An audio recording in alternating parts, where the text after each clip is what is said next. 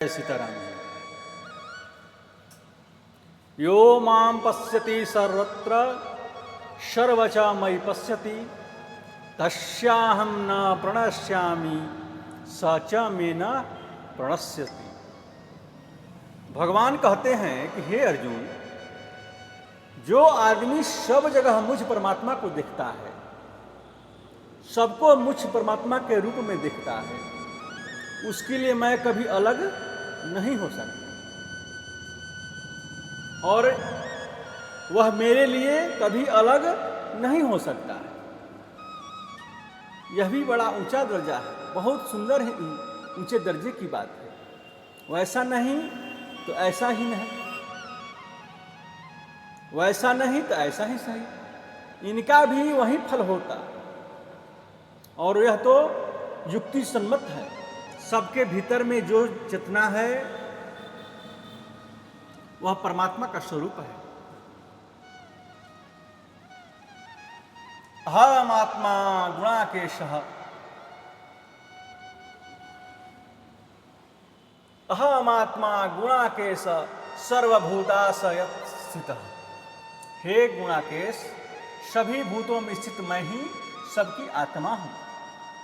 यह भगवान कहते भी हैं और युक्ति सम्मत भी है। परमात्मा दयालु हैं, सबके व्यापक हैं, प्रेमी हैं तथा एकदम प्रत्यक्ष हैं। जिसकी ऐसी मान्यता है उसके लिए भगवान प्रत्यक्ष है। और जो ऐसा माने कि शास्त्रों में लिखा है, इसलिए भगवान हो सकते हैं, तो उनके लिए भगवान हो सकते हैं। और यदि कोई ऐसा समझे कि कुछ नहीं, शास्त्रों में ऐसे ही लिख दिया, भगवान है ही नहीं, तो उसके लिए भगवान है ही नहीं। इसमें भगवान की क्या हानि? उसमें भगवान की कोई हानि नहीं। भक्त भगवान को भजता है, उसमें भगवान को क्या मिलता है? उसको किस बात की कमी है? कोई भी नहीं भजे तो भगवान के लिए क्या आपत्ति आई? भजने वाले तो अपने कल्याण के लिए भगवान को भजते हैं या कोई भगवान का उपकार करते हैं। सब में भगवान दर्शन करना और सब में भगवान विराजमान हो रहे हैं, ऐसा विचार करना, यह भाव बड़ा उत्तम है। ऐसा समझकर भगवान में प्रवेश कर जाएं, भगवान में एक ही भाव हो जाए, मिल जाए, तो बस उनका नाम सिद्ध हो जाए। एक बात आपको गुप्त सुनाई जाती है कि वह बड़ी महत्वपूर्ण रहस्यमयी बात है। भगवान के नाम का जप, भगवान के स्वरूप का ध्यान, भगवान के स्वरूप के ध्यान का कोई मूल्य नहीं है, वह अमूल्य है। जैसे भगवान में प्रेम और कोई, भगवान में प्रेम की कोई कीमत नहीं है। बहुत से लोग कहते हैं कि जिसके भगवान का भजन किया उसने सब कुछ प्राप्त कर लिया। भगवान के भजन के प्रभाव से उनके सारे पाप नष्ट हो जाते हैं। यह उनकी समझ की गलती है। पाप ही नाश होते हैं ऐसी बात नहीं है, उससे और बहुत भारी लाभ है और उसे लोग नहीं जानते हैं। इसी प्रकार भगवान के ध्यान में, विश्व में जो कहते हैं, जिसने एक परमात्मा का ध्यान कर लिया उसने सारे पृथ्वी का दान दे दिया। सारे देवताओं की पूजा कर ली और बड़े से बड़ा पाप कर लिया, अनुष्ठान कर लिया, पितरों का श्राद्ध और तर्पण भी कर चुका है। इस प्रकार ध्यान की महिमा आते हैं,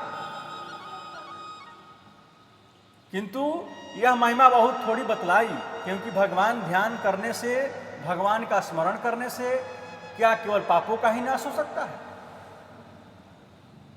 या परमात्मा का ध्यान करने से पृथ्वी के दान के समान ही उसका फल है?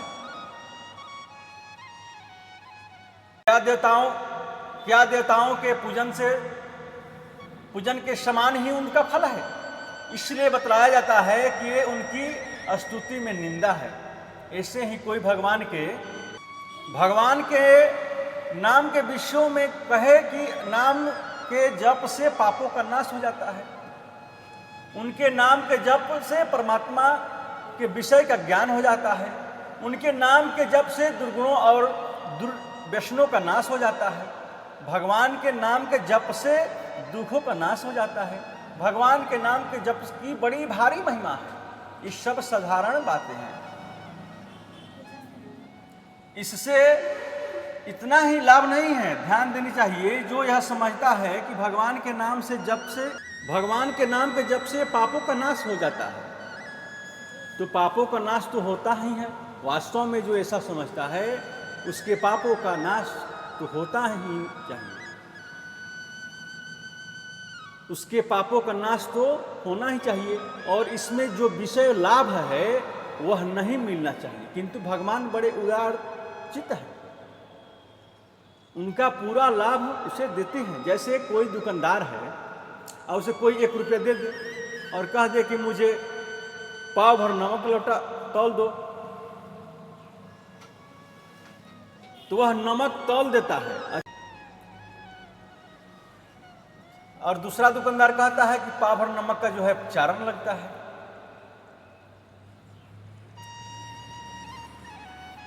₹5 जो है बचता है। तो यह ईमानदार दुकानदार है। यही यदि ग्राहक भूल जाता है और समझता है कि उसका इतना ही दाम होगा और दुकान उसके रुपये को रख लेता है, तो वह आदमी बेईमान समझा जाता है। भगवान इतने ईमानदार हैं कि जिसके समान संसार में कोई नहीं है। भगवान यह सोचते हैं कि इसके लिए उद्देश्यों से नाम का जप किया। भगवान यह सोचते हैं कि इसके किस उद्देश्य के से नाम का जप किया, क्यों किया। लड़के के लिए किया, लड़का पैदा हो इसलिए किया, या धन के लिए किया। भगवान लड़का देते भी हैं, नहीं भी देते हैं, धन देते भी हैं और नहीं भी देते हैं। भगवान समझते हैं कि इसको यह देने से इसका फायदा है, यह उसका दुरुपयोग करेगा, तो भगवान उसे वह नहीं देते हैं। चाहे वह भगवान की गालियाँ भी दे दे, इससे भगवान डरते नहीं है। भगवान तो उसका हित ही करते हैं। आदमी भगवान का भजन करके उनसे पुत्र की मांग पेश करे, धन की मांग पेश करे, आरोग्यता की मांग पेश करे, तो मूर्खता है। यह सब तो हो सकते हैं, किंतु भगवान के भजन का क्या इतना ही फल है। इस संबंध में एक कथा आती है कि एक व्यक्ति के पुत्र के पेट में भीषण दर्द हो रहा था। औषधि के द्वारा कोई लाभ न होने पर वह एक महात्मा जी के आश्रम गया। महात्मा जी कहीं गए हुए थे। उनके शिष्य ने एक कागज पर राम नाम लिखकर दिया तथा उसे धोकर बालक को पिलाने को कहा। बालक ठीक हो गया। दूसरे दिन उस व्यक्ति ने आकर महात्मा जी से पूरी बात बताई तथा उसके शिष्य की प्रशंसा की। महात्मा जी राम नाम का इतने मामूली नाम के लिए प्रयोग करने के कारण अपने शिष्य पर नाराज हुए तथा उसे एक पत्थर देकर कहा कि इसका मूल्य उस पत्थर की कीमत शिष्य ने एक साग बेचने वाले से पूछा, तो उसने कहा कि मैं 4 मूली दे सकता हूँ। एक बनिया ने कहा कि बाट अच्छा है, हम 1 रुपया दे सकते हैं। सुनार ने कहा कि हम पुखराज बना लेंगे, यह रतन बहुत ही बढ़िया है, इसका हम तुम्हें 1000 रुपये देंगे। फिर जाकर जौहरी को दिखलाया, वह बोला मैं इसकी कीमत 10 लाख रुपए दे दूंगा, यह कोहिनूर है। इसमें आगे जाकर किसी बड़े जौहरी को दिखलाया, वह बोला इसकी कीमत लाखों रुपए नहीं बल्कि करोड़ों की है। फिर राजा के पास गया तो राजा ने कहा कि ऐसा रतन मैंने देखा ही नहीं। फिर जौहरी ने बुलाकर पूछा कि इसकी कीमत बताओ। जौहरी बोला इसकी कीमत क्या बतलाएं महाराज, इसकी कीमत 10 करोड़ भी लगाया जाए तो थोड़ा है। यदि आप अपना राज्य दे दें, आप अपना राज्य भी दे दें, फिर भी आपके राज्य के मुकाबले भी इसका कीमत अधिक है। वास्तव में यह पारस था। जब वह अपने गुरुजी के पास जाता है तो गुरु उनसे पूछता है कि इनकी कीमत क्या बतलाई गई। तो उसने कहा गुरुजी किसी ने इसकी कीमत ठीक नहीं बतलाई, महाराज इसके लिए अपना राज देने को तैयार है। गुरुजी ने कहा अभी भी इसकी कीमत बिल्कुल नहीं आई। शिष्य ने पूछा गुरुजी यह है क्या? गुरुजी बोले यह पारस है, तुमने पारस का नाम सुना है? उसने कहा नाम तो सुना है, गुरु जी पूछे प्रभाव जानते हो? उसने कहा जानता हूँ। लोहे के छुआने से लोहा सोना बन जाता है। वहाँ जो लोहा पड़ा था गुरु जी उसे पारस से लगाते गए और लोहा सोना बनता गया। गुरु जी ने पूछा कि बोलो इसकी कीमत कितनी होनी चाहिए? उसने कहा महाराज 1,00,000 2 लाख रुपये का 10 लाख रुपये रोज बना लो, चाहे करोड़ों रुपया सोना रोज बना लें और यह पैसा वैसा का वैसा ही रहेगा। इसकी कोई कीमत थोड़े ही है, यह तो अमूल्य है। इसकी कीमत जिस आदमी ने जैसी आंकी उसकी दृष्टि में उतनी ही कीमत है, किंतु वास्तव में ठीक कीमत उसी ने नहीं आंकी। पारस की कीमत तो कुछ भी है ही नहीं। इसी प्रकार भगवान के नाम की कीमत अभी बुद्धि के अनुसार जितनी लोग आंकते हैं वे मूर्ख हैं। वास्तव में उनकी कीमत है ही नहीं, अपरिमित है। उनकी जितनी कीमत बतलाते हैं उससे भी बहुत ज़्यादा कीमत है। इसी प्रकार ध्यान के विषय में, इसी प्रकार प्रेम के विषय में भगवान यह कहते हैं कि जो मेरा ध्यान करता है उसका ध्यान मैं करता हूँ। उसकी कितनी कीमत है? स्त्री पुत्र धन ये सब तो मामूली चीज़ें हैं। जिस प्रकार भगवान के साथ जो प्रेम है उसका क्या मूल्य है, उसका मूल्य क्या बतलाया जाए। भगवान उस प्रेम में बिक जाते हैं। प्रेमी भगवान को खरीद लेता है। भगवान की कीमत जो है इतनी बतलाई जाए। जो भगवान भजन ध्यान करता है, जो भगवान का भजन ध्यान करता है उसके मन के माफिक भगवान फल देते हैं और देकर भी उसका आलस्य, उसके मन के माफिक भगवान फल देते हैं और देकर भी उसका असली लाभ भी भगवान देते हैं, रखते नहीं हैं। ध्रुव ने राज्य के लिए तपस्या की, भगवान खुश हो गए, बोले तू वरदान मांग। उसने कहा मैं आपकी स्तुति करना चाहता हूँ। भगवान ने अपना शंख उसके गाल के छुआ दिए, वह स्तुति करने लगा। फिर भगवान बोले तुम्हारी जो इच्छा हो मांग। ध्रुव ने कहा महाराज पहले इच्छा थी, अब इच्छा नष्ट हो गई, अब कोई इच्छा नहीं है। भगवान ने कहा इच्छा नहीं है तो फिर भी मैं तुम्हें दूंगा। तूने हमारी भक्ति राज के लिए की है, अतः राज तुम्हें मिलेगा और इसके अलावा तुम्हें ध्रुव लोक में स्थान भी मिलेगा और जब तक संसार रहेगा तब तक तुम्हारा ध्रुव लोक में वास हो रहेगा, बाद में मुक्त हो जाओगे। भगवान ने उसे कितनी चीजें दी, अपनी भक्ति भी दी, प्रेम भी दिया। ध्रुव ने तो केवल राज्य के लिए भक्ति की और दूसरा कोई काम नहीं। भगवान उसकी मांगे के अनुसार देते भी हैं और जहां नुकसान देखते हैं वहां नहीं भी देते हैं। जैसे नारद जी ने कहा मुझे आप अपना हरि का रूप दे दें,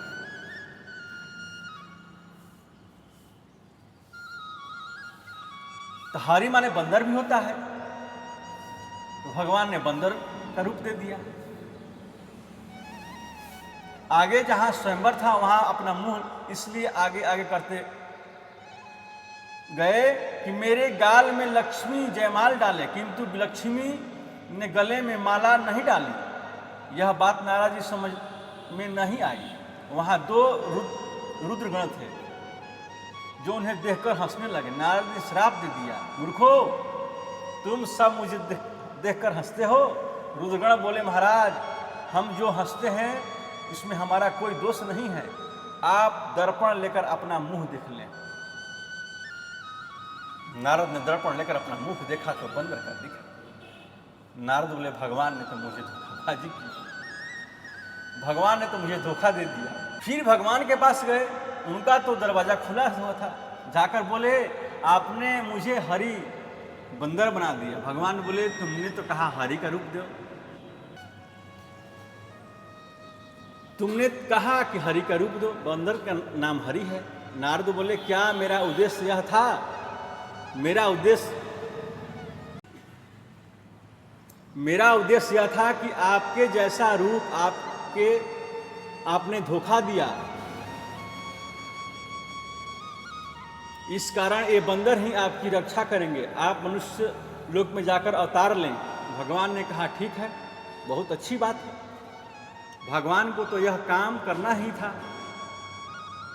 भगवान समझते हैं कि इनके लिए यह कुपथ्य है, तो उसे नहीं देते हैं। देते हैं तो उतना तो देते ही हैं, इसलिए सिवाय अधिक भी देते हैं, रखते नहीं हैं। पर दुनिया में लोग भगवान के नाम के जप का, भगवान के स्वरूप का जितना महत्व जानते हैं, उससे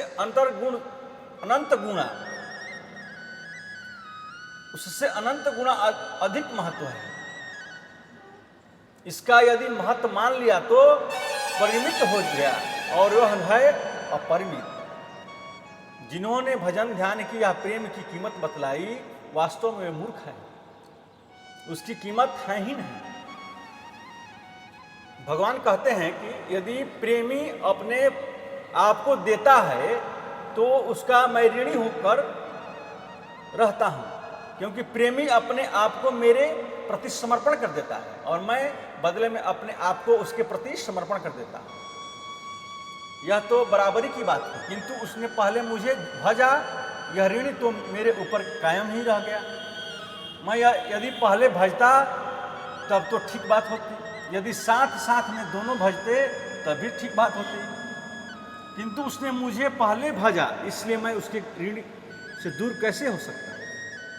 भगवान कहते हैं कि इसलिए मैं अपने आप को उसे अर्पण कर देता हूं, इसके सिवा मेरे पास क्या रह जाए कि उसका मैं ऋणी चुकाऊं।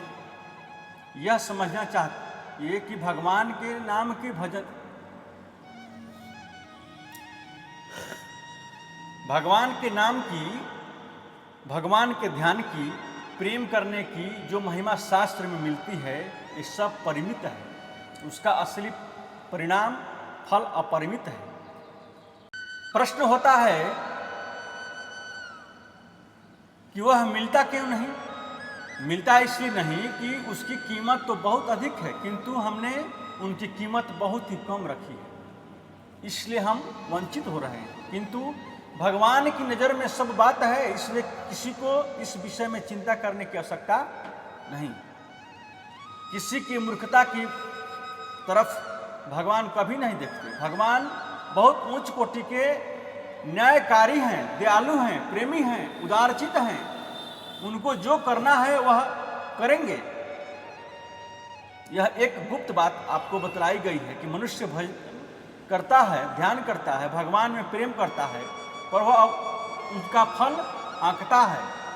यही उसकी मूर्खता है, क्योंकि जो आंका जाता है वह तो परिमित होता है, और परिमित मान लेने से यदि कहीं परिमित ही मिल गया तो वह धोखे में आ गए। खैर, भगवान धोखा देते ही नहीं, किंतु विलंब तो हो ही जाता है। अपनी दृष्टि से, बुद्धि से जैसा हम समझते हैं वैसा ही तो उनका लाभ समझते हैं। यह बात हम लोगों को विचारनी है। इसी प्रकार जो महात्मा पुरुष हैं, उनसे सारे संसार कल्याण हो सकता है। यदि कोई लाभ उठावे तो जैसे गंगा है, इसमें सबका कल्याण हो सकता है। यदि कोई लाभ उठावे, गंगा को साक्षात भगवती मान ले, और उनका जल भगवान के चरणों का जल है या भगवान के शरीर की धातु है। भगवान स्वयं गंगा के रूप में बदल गए हैं, यानी भगवान के शरीर से चूकर गंगा निकलना।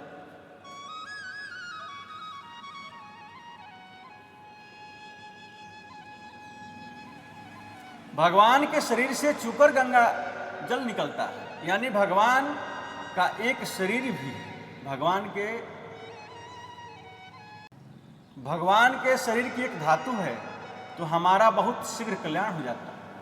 ऐसा मानकर उसके साथ ऐसे ही बर्ताव करें, किंतु हम मुंह से ऐसा कहें और बर्ताव में ऐसा न लाएं तो थोड़ा लाभ होता है, किंतु वास्तव में सच्ची श्रद्धा तो हमारा शीघ्र ही कल्याण हो सकता है। यदि गंगा के पास हम नहीं जाएं तो गंगा क्या करे? इसी प्रकार हम महात्माओं के पास यदि नहीं तो उसका कोई उपाय नहीं है, और पास जाकर हमको जो लाभ उठाना है वह लाभ नहीं उठाते, तो भी हम लाभ से वंचित रह जाते हैं। महात्मा ज्ञान के एक पुंज हैं, जैसे सूर्य प्रकाश का पुंज है, उसी प्रकार महात्मा ज्ञान के पुंज है। सूर्य के पास में जाने से जैसे अंधकार का नाश हो जाता है, इसी प्रकार महात्मा के पास जाने से अज्ञान का नाश हो जाता है, क्योंकि वे ज्ञान स्वरूप हैं। जहाँ जाने से अज्ञान का नाश हो जाता है, हम सबके अज्ञान जनित पाप आदि का तो विनाश हो ही जाता है।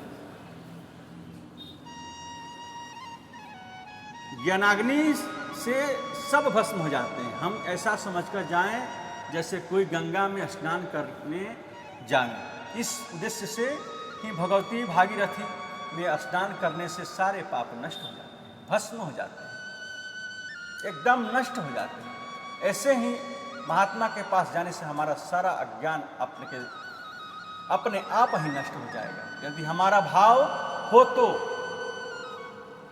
उनके दर्शन से ही हमारा कार्य सिद्ध हो जाता है। जैसे गुरु जी काकभूषुंडी जी के पास गए तो कहे कि मैं जिस काम के लिए आया हूं वह तो आपके दर्शन से हो ही गया, अब आप मुझे कथा सुना दें। उनका संशय तो वहाँ खत्म हो गया। जैसे सूर्य के पास कोई अंधकार घड़े में भरकर ले जाए और वहाँ मुंह खोल दे तो उसी वक्त अपने आप अंधकार का नाश हो जाता है। जितना ही बड़ा अंधेरा क्यों ना हो, सूर्य के सम्मुख एकदम उसका विनाश हो जाता है।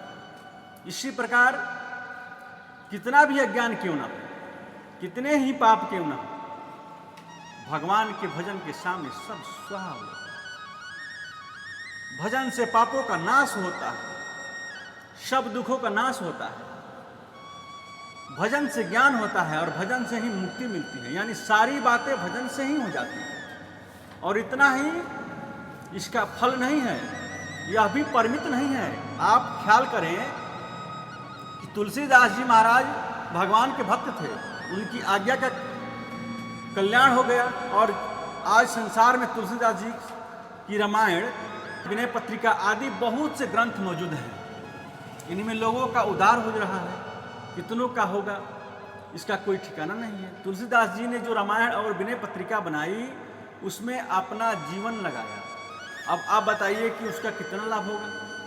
कोई भी बता नहीं सकता है कि संसार को कितना लाभ होगा। इसलिए तुलसीदास जी ने जो रामायण की रचना की, यदि उसका फल तुलसीदास जी की मुक्ति मान ली जाए तो वह बहुत बड़ी गलती की बात है। क्योंकि उसकी मुक्ति तो हो ही गई, किंतु उनके द्वारा कितनों की मुक्ति हो गई, हो रही है और होगी, उसका कोई अंदाज नहीं लगा सकता। यह महात्मा के चरित्र की बात है।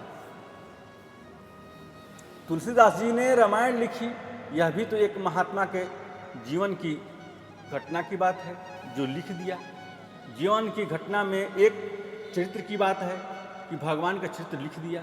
उन्होंने इस कागज में जितना समय लगाया है उस समय का मूल्य कोई आके तो यह मूर्ख है। इसी प्रकार संसार में महात्मा लोग विचरते हैं, उनका समय बड़ा ही दामी है। उसके फल की तरफ हम ख्याल करके तो जितना ख्याल करते हैं उतना थोड़ा है, उससे उनका फल बहुत ज़्यादा उच्च कोटि का है। हमें ऐसा सोचकर अपना जीवन उच्च से उच्च कामों में लगाना चाहिए। यह भाव रखना चाहिए कि हम सबका उद्धार हो जाए, सबका कल्याण हो जाए। यह भाव बड़ा ऊंचा है। आप ख्याल करें कि एक मनुष्य को यह संसार घट पट पत्थर और नाना प्रकार के पदार्थों के रूप में दिख रहा है और एक को यही संसार साक्षात परमात्मा के रूप में दिख रहा है। संसार यही है पर उसे परमात्मा के रूप में दिखता है। वह तो परमात्मा को प्राप्त हो रहा है और दूसरा संसार को प्राप्त होकर रो रहा है। एक महात्मा पुरुषों को द्वेषी मानकर एक आदमी दूसरे से बैर कर रहा है, द्वेष कर रहा है, वह अपने आप ही दुख हो रहा है। और एक व्यक्ति उस महात्मा को महात्मा मानकर मुक्ति लाभ कर रहा है। कितना अंतर है, एक ही पुरुष है। उसी प्रकार संसार में लोग अपने आप ही बिना समझे अपना नुकसान उठा रहे हैं और समझने से बहुत लाभ उठा रहे हैं। समझ तो अपने हृदय में है, अपनी समझ से हमें विशेष लाभ लेना चाहिए। अपनी समझ से हम इतना लाभ ले सकते हैं कि हमारा ही कल्याण नहीं बल्कि सारे जगत का कल्याण हो सकता है। इतना भारी लाभ हम ले सकते हैं जो आज तक किसी ने भी नहीं उठाया। बहुत से आदमी संसार में हुए, किसी ने हजारों उद्धार किया, किसी ने लाखों, किसी ने करोड़ों की, किंतु सबका तो नहीं हुआ। सब में तो हम लोग भी हैं। सबका होता तो हम लोग का भी कल्याण हो जाता, सबका होता तो हम लोग का भी कल्याण हो जाता। किंतु ऐसा पुरुष भी बन सकता है जो सबका कल्याण कर दे। कौन बन सकता है? जो बड़ा उदार चित्त वाला है, जो सारे संसार के लिए अपने आप को समर्पण करके खुश है, जो सारी दुनिया के दुख को खुद ले लेता है और सारे संसार के लिए अपने आप को अर्पण कर देता है। ऐसा जिसका हृदय है, उसमें ही कोई एक पुरुष ऐसा हो सकता है जो सारी दुनिया को कल्याण करे। जितना ऊंचा है वह भाव, यह भाव ही बड़ा ऊंचा है और यह पद उसी को मिल सकता है जिसको यह भाव होता है। कम से कम अपना भाव तो ऊंचे से ऊंचा करना चाहिए। ऊंचे से ऊंचा भाव करना यदि है कि अपने हृदय में जैसे हम अपनी आत्मा का सुधार और उद्धार चाहते हैं, ऐसे ही सबका उद्धार और सुधार चाहें। अपना भले ही मत हो किंतु दूसरे का सुधार उद्धार हो, यह भाव निष्काम भाव है, बड़ा उच्च कोटि का भाव है। ऐसे ही होना चाहिए। भाव ही प्रधान है। सब में अपना उच्च कोटि का भाव रखना चाहिए। सब में यही भाव रखना चाहिए कि हम सबके अंदर भगवान के स्वरूप हैं। यह न हो तो कम से कम यह तो रखना ही चाहिए कि सर्वस्व भगवान है। वह भाव रख करके निष्काम भाव से ऐसा साधन करना चाहिए, ध्यान करना चाहिए। निष्काम भाव की कोई कीमत नहीं है।